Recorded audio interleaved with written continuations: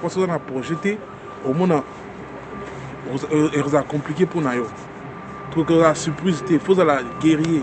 2025, ils ont encouragé les winners. Tout ça en 2025, tout aussi caté, le remonter quoi sa mission. Nous te bandit à nebo donc on tient souka. On va encourager de continuer au travail.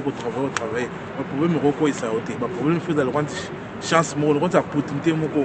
Chaque problème est comment on a vu na yo, comment on aura opportunité na vie na yo. Comment on le la bénédiction. Comment on le comment que yo font le banzela yo la le nous ressent la sauce na vie non. Si vous avez collé la muka, qu'on a été cause la loi comment il fatigué, ose la aller ça va faire ça encore. So donc comme derrière un âge de qui a 18 ans, on va des manger, on va des mokolo comme roba la paix ko bota, on va pas ndako so vana na poto ko so pas permis, so na Afrique, on va continuer le nous ça là. Tanga créer business, cela va projet pour 2025 yo. Si tu comme 2030 2050, faut biso to révolutionner Afrique. Faut biso ça l'Afrique comme le rôle la poto. Ça tout tonga banda ku tonga ba meuble, faut